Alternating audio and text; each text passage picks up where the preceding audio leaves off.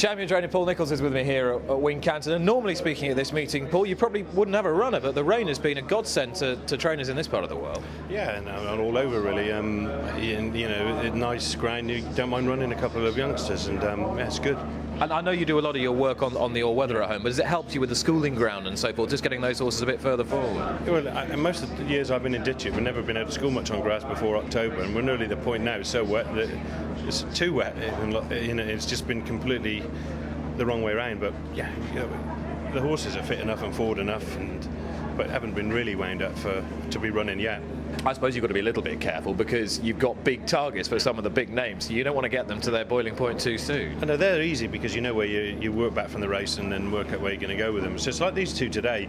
I just thought a nice ground would just well run. The horses for the future. See how we get on, and there's plenty like that. So contrasting fortunes in the first couple of races. Which of the two had you expected to run better going into the day?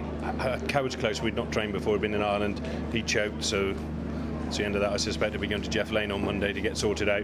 And the other horse is a really nice horse. He ran well in a bumper. We packed him off down to Richard to run in a point-to-point, which he won, and then we got him straight back and gave him time. And he's just a lovely horse, as you can see. That's got a nice future. Why did you do that? What was the thinking behind it? Because he ran quite well in that bumper. But he was only 4, and he's a huge big horse, and you're not going to achieve anything by winning. And I didn't think with him he wants to be 5 now hurdling, 6 next year chasing. That's always what I had in my mind.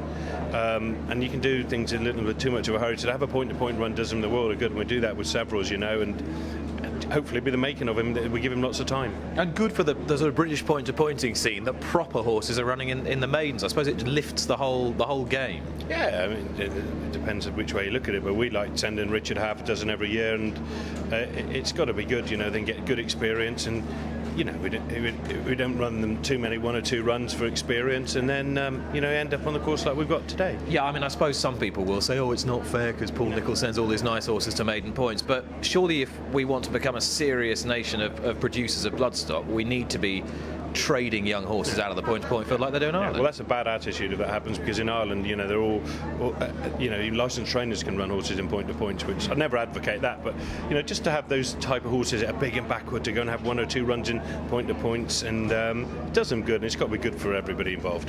Now, this horse has won by quite a long way today, and he's beaten some quite highly rated horses, which I suppose puts you in a little bit of a pickle as to where you go next. He won't run again in a hurry. I mean, I suppose we'll find something like this again here in months or 6 weeks' time, and if he was lucky enough to win again,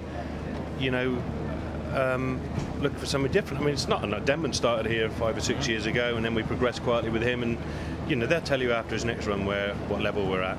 Darryl seemed quite impressed after the race. He said he sort of had the confidence in the horse to really be able to press on with him a little bit. Yeah, well, he's done plenty of ground. He spent plenty of time with us last winter before he went to Richard, and Richard obviously does the job right, and so they know what they're at, and just fitness-wise and physically he will improve a lot. Tell me a bit about the owners that not been with you too long. They joined us. Lynn and Hilton joined us last year. We had a horse called Faming Gorge for them that won last year. Sent this lad as well, and just said do whatever you want. So we advised them to after the bumper run to go point to point, and they were happy to do that, and they just said then they've got as much patience as ever and as much time as we want with him.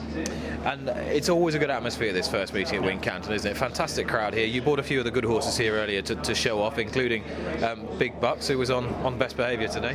Yeah, he sort of behaves better on the track than he does anywhere else, really, but that's good if it helps draw a few people here at the start of the season, get a good crowd. And I think the most important thing is the ground. If you get ground like this, like Cheltenham the next few days, fantastic races and plenty of runners, and getting decent ground early makes such a difference. I'm guessing Big Bucks' campaign will be pretty much identical to the last 5. Yeah, there's you tied where you go with him, really. I mean, last year we did put the Cleve hurdle in between Ascot and Cheltenham, and we'll see what happens again this year. I think as they get older, they tend to get a bit lazier and just need another run, and it might well be we'll have to do the same again. Quite interesting. I don't know if the Timeform Chasers and Hurdlers has landed on your doormat, but the essay on Kauto Star made a very cogent case for pressing on with him. What was your reaction to that? It's a difficult one. He's in good shape at the moment, but it's a difficult one. I've got to sit down and have a serious talk with Clive and work out really what he wants to do.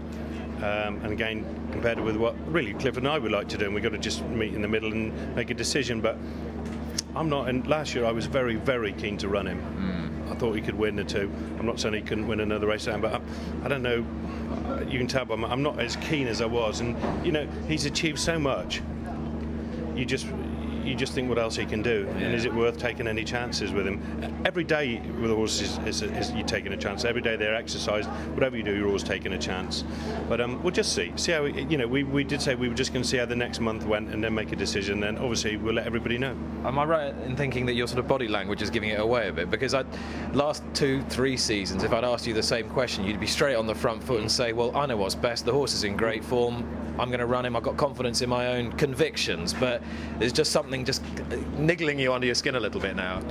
Nothing's really niggling me. It's just, give it a lot of thought. It's a lot of pressure. Last year was really hard, and it was great winning those 2 races, and then we had the problem before Cheltenham, and that was an immense amount of pressure. And I don't, honestly, I don't really know. I need to talk to Clive, and Clive and I've got to get together and make a decision. And end of the day, Clive owns a horse. We always get together and make a decision, and we haven't done that yet. We said we wouldn't. We just wanted to see how he was, and that's the main thing. To have a chat with Clive and then come up with the decision. You'd be forgiven for being in 2 minds. Paul, thanks very much indeed for your time, and well done today. Thanks very much.